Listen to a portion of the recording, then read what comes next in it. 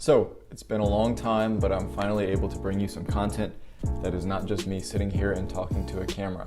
I don't have many self-defense videos on here, so I wanted to start by doing a basic video of just 5 simple takedowns that I like to teach to beginners in Hapkido. Just keep in mind that this video is not meant to go in depth on any of them. It's not meant to talk about what attacks they can come from, and it's not meant to talk about what you do after you take the person down. Those are all different topics that I wanted to avoid talking about here, so I could just focus on the techniques themselves. And this is mainly to give you some empty canvas, if you will, that you and a sparring partner can take and try with each other, and then branch off and figure out your own techniques and your own starts and finishes with these techniques. So there's no resistance or pressure testing being done here, and I did that for a reason, because I like to keep the techniques ideal and clean when you start learning them, so that you can understand what you're doing before you start introducing resistance to them. So this is a beginner video. And shout out to Mr. Wade for helping me film this. I literally can't do this without somebody else. It's really nice to start being able to film face-to-face and combat style things. Hopefully I have more coming up soon. But with that said, I hope you enjoy this video and that you learn something from it. Let's get to it. So here we're gonna do our 5 simple takedown techniques. So we're going to start. So the first ones, we're going to do all of these without an attack, just so I can demonstrate the technique. And we won't worry about the attack. We can talk about that at a different time. We're not going to worry about what happens when they go to the ground. We're just going to focus on just the technique. And this is not going to be really in-depth. This is just a simple video to give you some ideas that maybe you and a sparring partner can practice to work on your takedowns.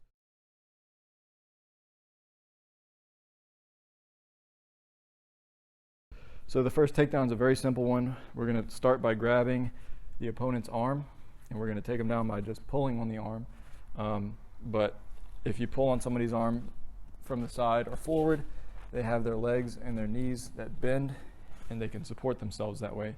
So our goal is to get behind them because your knees don't bend backwards. And if you can do it in enough time, you pull back, and you can take them down. We'll come forward a little bit, we'll switch sides. Of course, if the opponent is smart, they can just step back. So this is something that you'd have to do with enough time, or you might be behind them and have that advantage, but this is something you just step back and you just have to do a forceful pull to get their body to go down behind them.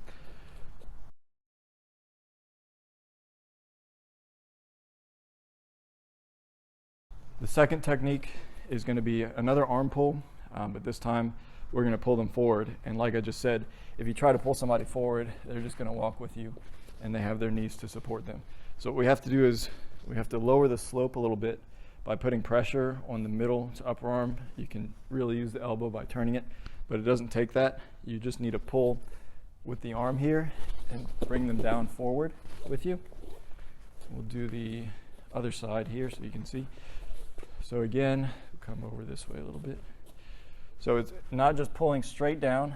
You have to step back and pull with more of a slope because, like I said, their legs are there to support them. The same thing happens here. If you get on top of their elbow, you can lock it, and that can help you a bit. But again, it doesn't take that.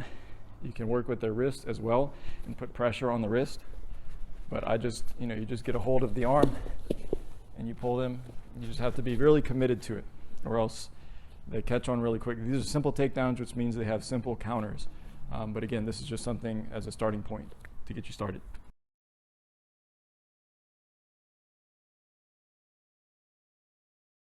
Okay, so the third technique is going to be using our shoulder into the bicep of our opponent. So somehow we're going to get a hold of their arm, and we just need to have that arm tight to our body. And we're going to step through their body and have our bicep on their bicep. I have to make sure my shoulder is not underneath. I have to make sure it's in front. So if my opponent is taller than me, I need to use the arm and pull it down instead of just straight across. It's going to help me get more in front. So all I'm doing is taking this arm and aiming behind me, and I'm just going to step forward to take their body down. So it's really important here to have the arm tight to the body and have this contact with the bicep, because what I'm doing is just pulling this part down, which is going to force their body to move. So I have to keep this tight and this is what this arm is. I have tight contact to the side or the back, and I have tight contact to the bicep, and I'm just pushing with my weight, and again, committing to the technique. The same thing can happen from the arm coming here. I can just put pressure as I'm turning, and that's kind of in the same vein as what we were just doing on number 2, is stepping and pulling. You know, a lot of these techniques mesh together and have similar ideas.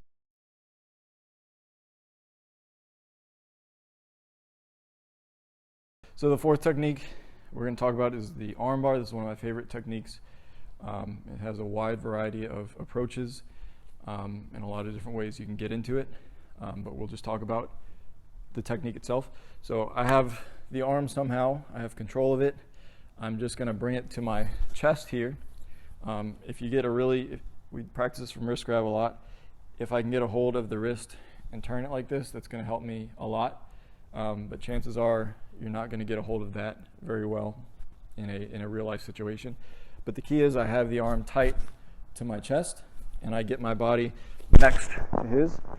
Turn it a little bit this way. So I want to make sure that this elbow is straight across my chest here, because if I have distance between me, he's going to be able to bend and resist a lot better. But I put my chest here. That's what the most important thing is before I even involve my other arm. So I get contact, and then I can get my arm behind him. What I'm doing is putting pressure on the tricep, which is where the elbow is, just slightly above it, not on top of the arm. So I have to get behind it and kind of roll it to where the tricep's on top. That way I can use gravity and apply pressure downwards. So we'll back up a little bit. So I'm getting tight to the body, getting pressure here, stepping forward, keeping my body upright. So I'm using kind of my hips to push down, and to follow through with a takedown. It's mostly as simple as this is getting them off balance. I just push forward and I pull the arm next to me to the ground. So we'll try that one more time on the other side. Yeah, we'll switch around. So when I have this arm, I pull it tight to my body, okay? And then once I get my other arm in position, I get behind the tricep so I can roll it. It's going to be a succession of moves where I rotate and I push down, and then I have to use that momentum that I'm getting him off balance to follow through by pushing forward, bringing him down. Let me explain this really quick. When I push here and I push forward, that might be enough to get him off balance. But if I try to continue pushing him to the ground, people can resist that pretty easily. So the way to get somebody to the ground is once you get them off balance enough to get them here, you pull straight away from their body where their shoulder is, and that's going to help get their shoulder to the ground, and then you can go into your immobilization techniques, which we're not going to cover in this video. So one more time, the arm bar is getting control of the arm, pulling it across the chest, pushing, take down, and pull. So just as a reminder, you might be watching this video and pointing out that these are very easily counterable, as I just mentioned, and they are. The point of these is being simple, but these are the basics that a lot of other Hapkido techniques are based on. So just keep in mind that this tutorial is not really about teaching you the intricate parts of each technique and how to make them infallible. This is more of an idea-based, basic technique. This is really good for beginners. These are simple takedowns that aren't really dangerous, and this is for people to kind of start practicing with each other, and you can find different ways and find different angles and different grabs, punches, different techniques. This is really for you to start for something to experiment on.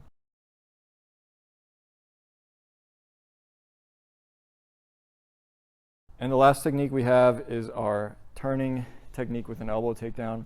So again, these are all from having control of the arm somehow, and you have to get into your positions quickly in order for them to work before your opponent turns out of them or figures out what's going on and resists you. But what we're imagining here is I have my opponent, and I'm going to turn his arm and get behind him by turning my body at the same time. So I'm going to lift his arm up, and I'm going to turn my body. Now my back is to his back, and then I'm going to pull his arm down. And I'm in a really good position here because all I have to do is put pressure by pulling on the fist and then taking the elbow and just walking back to get him to the ground. So from the other side, the same idea. I don't want to make a lot of distance with this. I don't want to turn too much and bring his arm like sideways. I want to keep everything more vertical. I'm just rotating my outside leg behind me. And then if I have contact to the back, that's good news for me. I'm just pulling down on this arm, I can really just put pressure here to take him down, but just to really ensure that I'm going to get my arm on his elbow and step down and go down with him.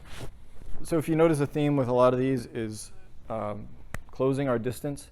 You know, with the arm bar, we talked about not wanting to be too far away from the technique. You want to have pressure already on the arm, and that's going to give you a better angle. The last one we just practiced is keeping our bodies close. We talk about the shoulder takedown is making everything real nice and tight. And that's where you get these pulling points and pressure points to be able to take your opponent down. Also, what's important is having the confidence and committing to your techniques and the speed behind them so that you're doing everything in one motion. And that's why repetition and practice are important, so that you have muscle memory developed with these techniques. Because if you don't practice them from a lot of different angles, and then eventually with resistance from your opponent, with pressure testing, then they're not going to work in a real life situation because you didn't practice them in a real life situation. Anyway, I hope you enjoyed these few techniques. This was just our simple takedowns for Hapkido. Thank you for watching, and keep training.